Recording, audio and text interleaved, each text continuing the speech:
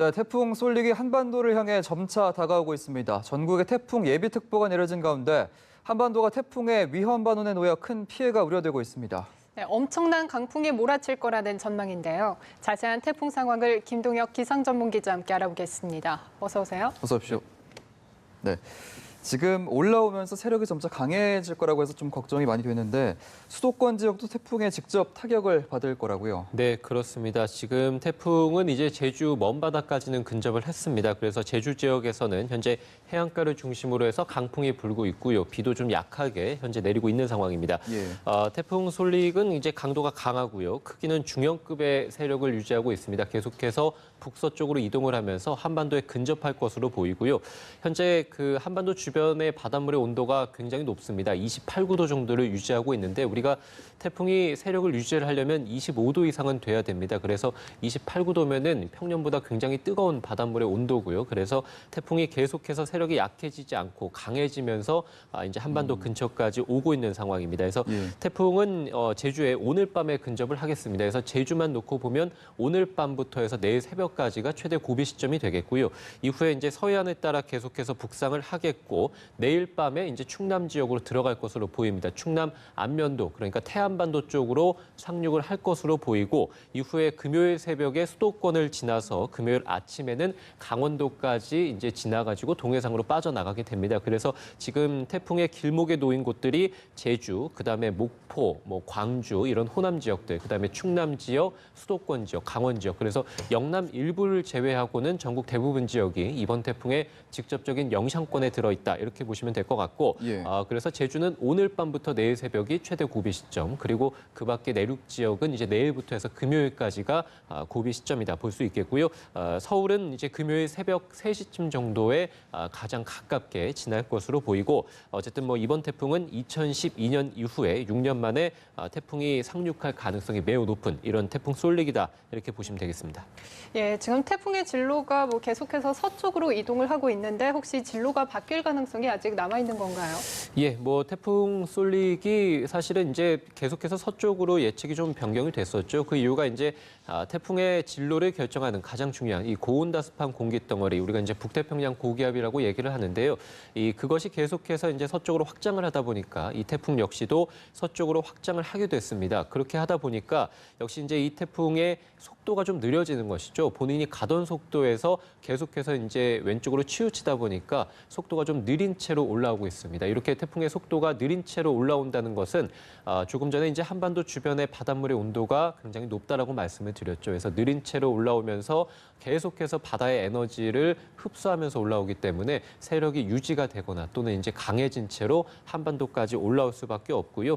또 하나는 이제 이 태풍이 19호 태풍 쏠릭이 한반도 쪽으로 올라오는 시기에 20호 태풍이 일본을 관통할 것으로 보입니다. 그래서 19호 태풍과 20호 태풍이 굉장히 가까운 이 지금 진로에 놓여 있거든요. 그래서 이 두 태풍의 상호작용을 배제할 수 없을 것 같은데 아무래도 20호 태풍의 속도는 빠르고요. 19호 태풍은 느린 속도로 올라오고 있습니다. 그래서 20호 태풍에서 불어오는 그 굉장히 뜨거운 수증기가 동쪽으로 유입이 될 것으로 보입니다. 그래서 19호 태풍이 한반도를 관통을 하게 될 때 굉장히 뜨거운 이 많은 수증기들이 내륙으로 이제 쏟아져 나오면서 비가 내리게 될 텐데요. 20호 태풍이 일본을 관통하면서 동쪽으로 역시 또 이제 뜨거운 수증기들이 들어오기 때문에 한반도 주변으로 해가지고 굉장히 많은 수증기들이 쌓일 수 있습니다. 그래서 예상보다 훨씬 더 많은 비가 내릴 가능성이 충분히 있겠고요. 지금 미국이나 우리 한국기상청 같은 경우는 아까 말씀드린 대로 충남 지역으로 상륙해서 수도권을 지나서 강원도 쪽으로 들어갈 것으로 예상을 하고 있습니다만 일본 기상청 같은 경우는 계속해서 서쪽으로 북상을 해서 그러니까 서해안에 따라 북상을 해서 북한 지역 또는 이제 수도권 북부 지역으로 들어갈 가능성도 보고 있습니다. 그래서 아직까지는 진로에 대해서는 조금 유동적인 상황이다라고 말씀드릴 수 있겠고 20호 태풍 시마론에 따라서 역시 또 19호 태풍의 어떤 세력이나 강도, 한반도가 받는 피해 역시도 아직까지는 예측할 수 없다 이렇게 볼 수 있겠고요. 어쨌든 기상청에서는 태풍의 진로가 어떻게 되던 간에 지금 한반도 근처까지 이미 올라온 상황이기 때문에 한반도가 이 태풍의 직접적인 영향을 받을 가능성은 매우 높은 상황임은 분명하고 역시 이제 20호 태풍의 진로와 상관없이도 한반도가 태풍의 오른쪽 그러니까 위험 반원에 놓여 있기 때문에 어떤 경우에 수더라도 한반도가 이번 태풍으로 인해서 굉장히 큰 피해 그러니까 매우 위험한 상황임은 분명하다라고 밝혔습니다. 네, 피해 대비를 잘 해주셔야 될 것 같은데요. 일단 구체적으로 비가 그럼 어느 정도로 와서 영향을 주게 되나요? 예, 지금 태풍이 말씀드린 대로 이제 오늘 밤에 제주를 지나서 내일 이제 뭐 충남 지역까지 지나가지고 금요일에 이제 수도권을 관통해서 강원도까지 간다고 말씀을 드렸죠. 굉장히 긴 시간입니다. 그래서 많은 시간 동안에 이 태풍이 한반도에 영향을 미치게 될 것으로 보이고요. 강수부터 말씀을 드린다면 이제 전남 남해안 지역들 그러니까 태풍의 길목에 놓인 지역들이죠. 뭐 호남 지역들 이런 지역들은 또 제주 산지 그러니까 지형적인 영향을 받는 지역들은 400mm 이상 굉장히 많은 비가 쏟아지겠습니다. 역시 전남과 제주 그다음에 경남 서부 지역에서도 100에서 250mm 역시 물폭탄이 쏟아질 것으로 보이고요. 이 태풍이 이제 수도권을 관통하게 된다고 말씀을 드렸죠. 그래서 서울, 경기, 강원 지역, 충남 지역, 전북 지역 50에서 100mm 많은 곳은 150mm 이상도 역시 비가 예보되어 있고요.